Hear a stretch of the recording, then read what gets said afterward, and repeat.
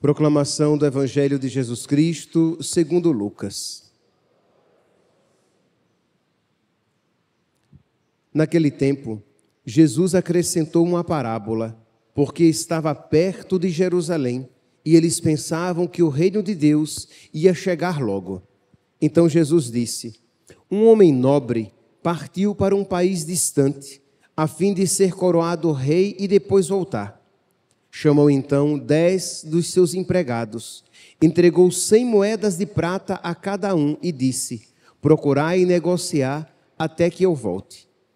Seus concidadãos, porém, o odiavam e enviaram uma embaixada atrás dele, dizendo: nós não queremos que esse homem reine sobre nós.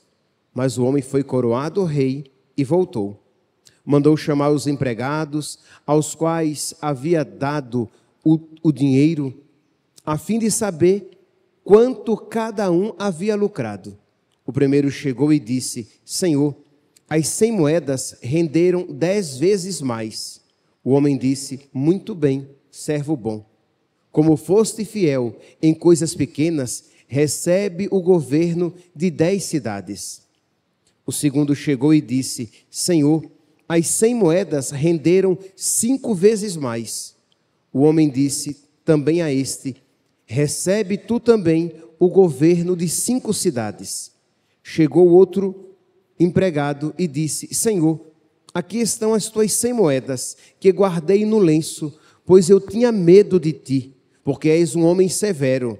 Recebes o que não deste e colhes o que não semeaste.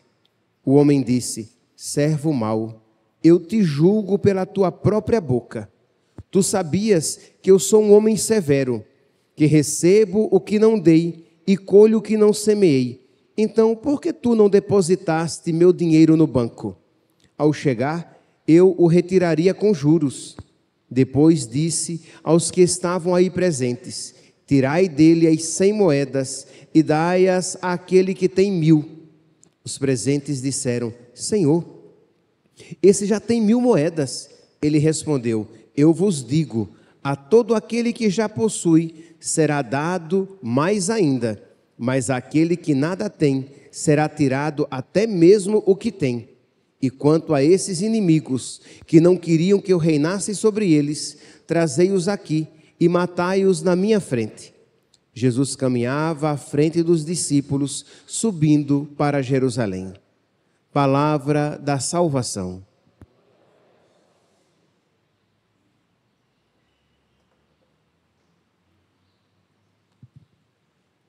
Caríssimos irmãos e irmãs, os textos litúrgicos,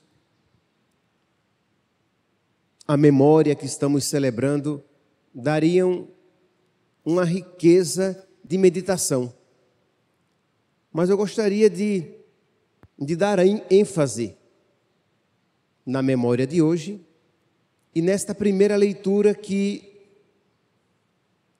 é uma das páginas mais belas da Sagrada Escritura.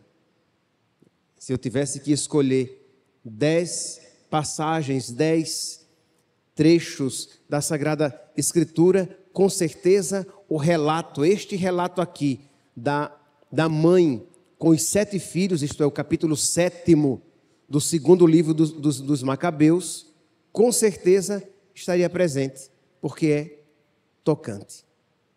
E é um ensinamento poderoso para nós hoje em dia, com essa mentalidade relativista que muitas vezes se nutre, aquela ideia boba e louca que diz que toda religião é boa, é verdadeira, é válida. Ora, isso é uma ideia que ela é incompatível, ela é contraditória, que se toda religião é verdadeira, toda religião é falsa, porque elas se contradizem.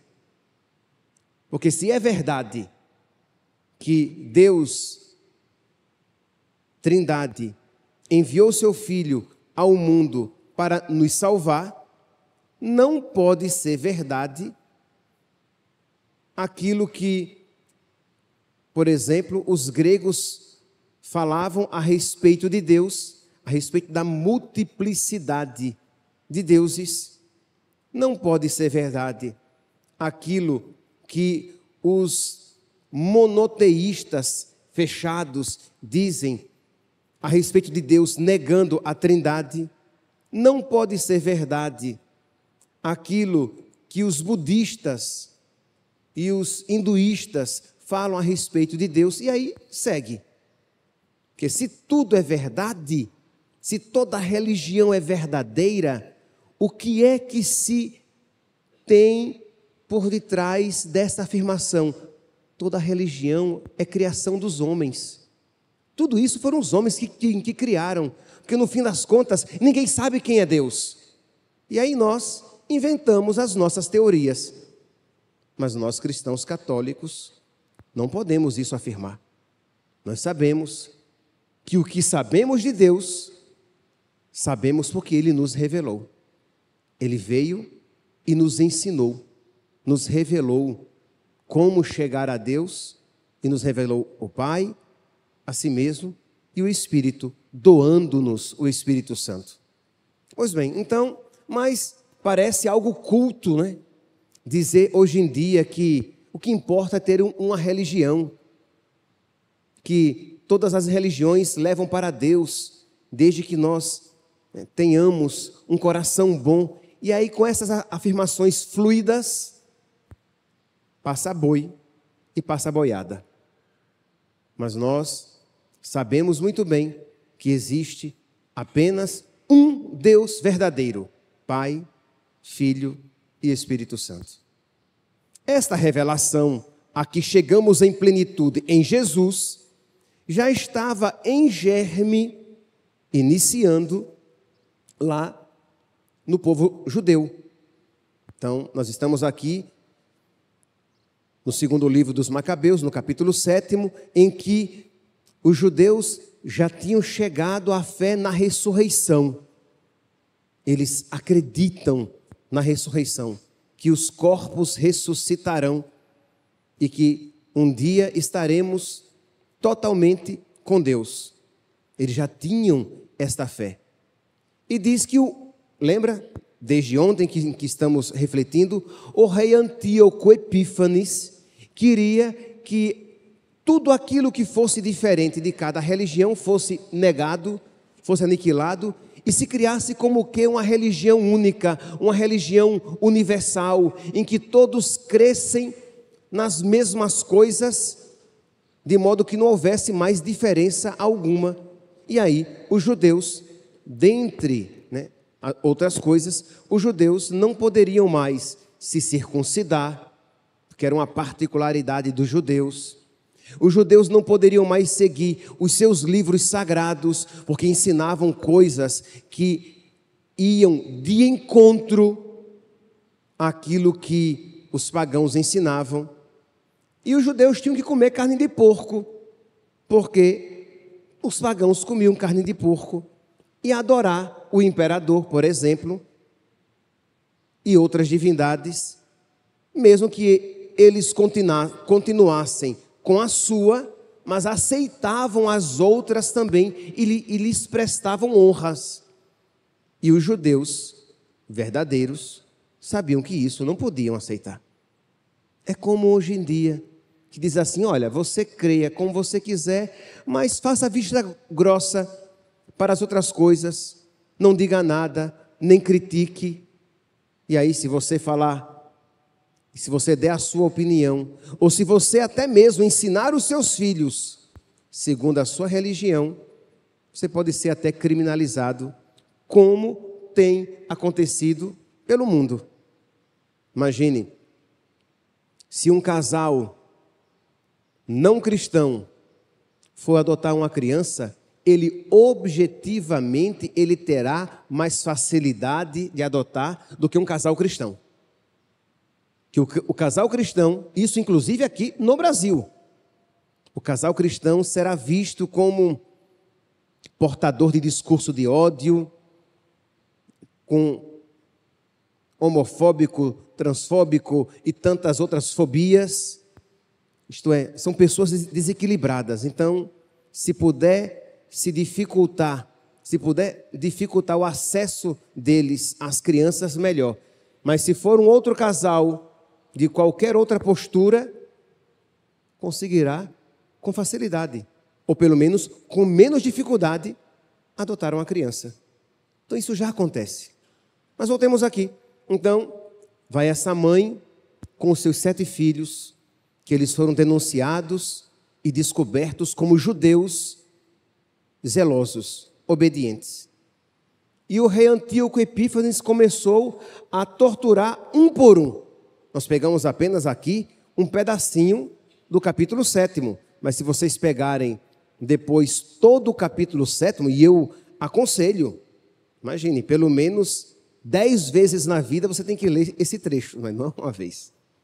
Pelo menos 10 vezes na vida você tem que ler esse trecho, meditar e confrontar a sua moleza, a sua tibieza, a sua covardia em viver a fé com a atitude varonil desta mulher e seus 7 filhos. Ali, morrendo um por um, mas nós não renunciamos à nossa religião. E não foi, meus santos, uma morte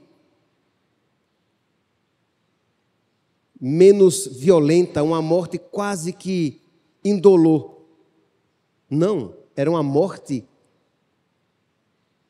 dolorosíssima. Imagine aqui, logo no início do capítulo 7, que muitos tiveram a língua cortada, porque eles ficavam rezando antes de morrer, tinham a língua cortada, arrancavam a pele da cabeça, e tudo isso, versículo 4, à vista de seus irmãos e de sua mãe, um por um. E a beleza, meus santos, é que essa mãe, ela não amava a vida dos seus filhos aqui na terra em primeiro lugar. Às vezes os pais têm este cuidado tão grande em zelar pela integridade física dos seus filhos e por uma vida tranquila neste mundo que lhes compromete a alma, que lhes compromete o céu. Essa mãe, ela queria que os filhos fossem para o céu, mesmo que para isso eles precisassem sofrer aqui na terra. Quantas vezes eu ouço no confessionário casais que vêm se confessar e uma das partes diz assim: padre, o meu pai e minha mãe estão insistindo que eu tome anticoncepcional, que eu coloque DIU, porque eles não querem de jeito nenhum que nós tenhamos mais filhos, porque senão nós iremos passar dificuldades financeiras. Entenda, ninguém quer que ninguém passe dificuldade financeira, mas se a escolha chegasse a ser essa, entre passar dificuldade financeira e matar os seus filhos, qual deveria ser a escolha? Entende? É claro que você deve usar, dentro da fé católica, da sua inteligência para você fazer escolhas corretas e ter uma vida equilibrada. Não há nenhum mal nisso. O problema é quando você quer salvaguardar a todo custo a sua vida aqui na terra, custe o que custar, inclusive a sua alma no inferno. E às vezes, os próprios pais ajudam os filhos nesse pensamento louco. Esta mãe, não. Queria os seus filhos no céu. Então, enquanto, por exemplo, o terceiro filho estava ali sendo torturado, estava a mãe incentivando o seu filho para que ele perseverasse na fé.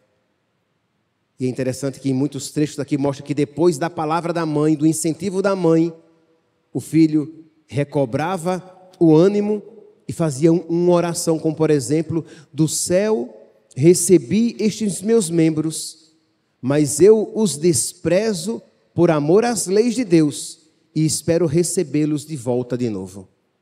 Isto é, eu entrego o meu corpo, eu entrego ao sofrimento, porque eu sei que eu vou recebê-los novamente de Deus.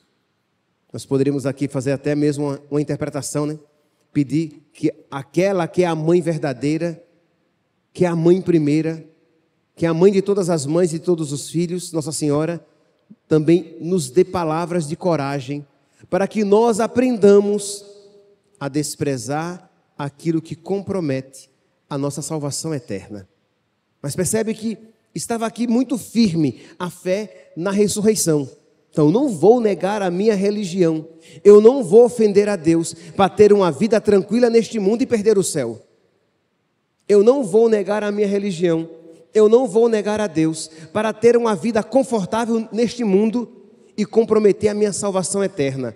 E aqui vão os vários filhos fazendo as suas orações diante da morte, e diz que Antíoco Epífanes viu que todos estavam dispostos a morrer e restava apenas um filho, o mais novo.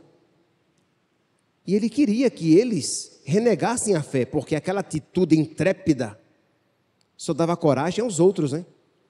Então o rei vai e diz à mãe: mulher, aconselhe seu filho para que ele salve a vida dele. Mas ela queria salvar a vida verdadeira, para que ele salve a vida dele. Ele vai ser meu amigo, tudo que ela não queria. Tudo que ela não queria é que o filho fosse amigo do rei. Mas o rei, achando que com isso ia atrair a simpatia da mãe, então dizia: ele vai ser meu amigo, ele vai ter muitos bens, ele vai ser grande aqui no reino. Por favor, fale com ele, aconselhe-o. E ela disse: então tá bom, eu aconselho. Aí, aqui é a leitura de hoje, versículo 30. Mal tinha. Versículo 28. Ela vai, se volta para o filho e fala na língua dos pais, que só ela e ele entendiam, na sua língua, no aramaico. E ela diz: eu te peço, meu filho, contempla o céu e a terra e observa tudo que neles existe. Reconhece que não foi de coisas existentes que Deus os fez. Não tenhas medo desse carrasco. Pelo contrário, sê digno dos teus irmãos e aceita a morte. Aceita morrer, meu filho. Não me dê essa vergonha. Seja digno dos seus irmãos que morreram também. E que ela viu os 6 filhos sendo mortos. E diz que depois dessa palavra da mãe, o filho, com toda a coragem, disse: que esperais? Não obedecerei às ordens do rei, mas aos mandamentos da lei de Deus. E ele foi morto, juntamente com seus irmãos. Hoje, meus santos, celebramos também a memória de São Roque Gonzales e seus companheiros mártires, que vieram aqui para a região do Rio Grande do Sul, evangelizar os indígenas, para que eles conhecessem Cristo e pudessem alcançar a salvação. Vocês percebem quão louca, quão boba é aquela afirmação que muitos católicos até repetem, que o que importa é ter uma religião, né?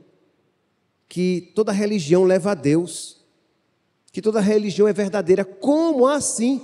Se isso fosse verdade, o que é que esses missionários vieram fazer aqui? Os indígenas também tinham religião, como os pagãos lá no tempo da mãe dos filhos de Macabeus, também tinham a sua religião. Não é que os indígenas fossem pagãos, eles tinham a sua religião. Mas o católico sabe que não há salvação noutro nome, que não há salvação debaixo do céu em um outro nome, a não ser no nome de Jesus. Que não há um outro nome no qual nós possamos ser salvos. Que Jesus é o caminho, a verdade e a vida. Ninguém vai ao Pai, senão por mim, senão por Ele. Essa é a fé católica. E que este Jesus, no qual nós temos a salvação, Ele fundou uma igreja. Ele deixou os sacramentos, nos deixou a palavra onde pode ser retamente interpretada. Então, vamos exorcizar das nossas almas este relativismo religioso que faz com que nós não adiramos a nada. Nós aceitamos tudo e, na verdade, não aceitamos nada. Somos frouxos, somos diluídos. E, é claro, ninguém morre por realidades tão etéreas, tão liquefeitas. Mas precisamos ter essa fé clara, essa ligação firme com o nosso Senhor, por meio do qual receberemos as graças para que nós sejamos capazes, inclusive, de sofrer pela nossa fé. Diz então que os missionários vieram, imagine, durante um bom tempo eles comiam apenas milho e farinha de mandioca. Um era paraguaio e os outros dois espanhóis. Comendo apenas milho e farinha de mandioca, porque era isso que os índios comiam. Ficando numa barraquinha minúscula, morrendo de frio, lá nos relatos deles, nós podemos encontrar, às vezes o frio era tanto que não conseguíamos nem dormir. Estava ali naquele frio, mas por caridade, precisamos levar o nome de Cristo para eles, senão eles se perderão. Precisamos levar o nome de Cristo para eles, para libertá-los de Satanás. Essa é a nossa fé. E diz que outros índios começaram a inventar mentiras a respeito deles, para que eles não fossem aceitos, né? E resumindo aqui a história, um dia eles prendem, primeiramente morre Roque Gonzales com outro companheiro, e depois de alguns dias o terceiro. Prendem, queimam Roque Gonzales, fogem, alguns dias depois voltam para ver o corpo e veem que o seu coração está intacto. Transpassam seu coração com a flecha e diz que uma voz, a voz de Roque Gonzales, sai daquele coração dizendo: matastes quem tanto vos amou. Meu corpo está morto, minha alma está no céu. E aquela palavra, aquela voz foi ocasião para que um movimento de grandes conversões começasse a acontecer. Isto é, eles nos amavam. Eles nos amam, eles querem o nosso bem espiritual. Eles que tinham ensinado já o amor às imagens sagradas, o amor e a adoração a Jesus Cristo crucificado, o amor à Santa Missa, ao Santo Sacrifício. Eles já tinham até mesmo uma capelinha lá. Então quer dizer, essa profunda convicção de que nós precisamos, você, meu santinho, lá no seu condomínio, você precisa ser apostólico, você precisa ganhar as almas daquelas pessoas com as suas orações e com o seu testemunho e com as suas palavras. Ganhar essas pessoas, porque a salvação delas está em risco, e a sua, porque se você não se importa com a salvação deles, não há verdadeira caridade no seu coração. Mas quando você deseja a salvação do outro, como você deseja a sua própria, a caridade está presente no seu coração. Então vamos lá, vamos voltar a ser católicos, sem medo de ser católicos, sabendo que Jesus Cristo é essencial à nossa salvação, sabendo que precisamos aderir à igreja de Jesus Cristo, à única igreja de Jesus Cristo. Precisamos receber os sacramentos, precisamos ouvir a palavra de Deus retamente interpretada na sua única igreja. Abandonemos aquela ideia relativista que tem nos influenciado tanto em tantos, achando, não, mas fulano já tem a religião dele e é uma pessoa tão boa. Nós não iremos para o céu, primeiramente, por causa da nossa bondade. Com a graça de Deus, nós iremos corresponder com a graça de Deus na nossa vida, mas nós iremos para o céu graças a Jesus.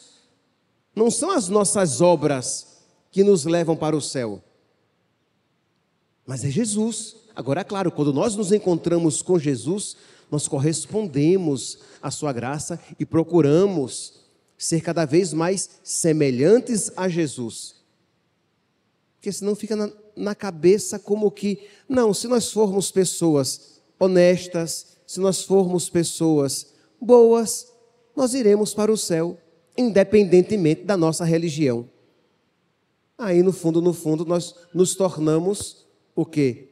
Espíritas, que dizem que você, de acordo com o progresso que você faz, o seu karma, você alcança a sua libertação, a sua salvação. Nós somos cristãos, nós somos católicos, nós sabemos que a salvação nos vem de Jesus.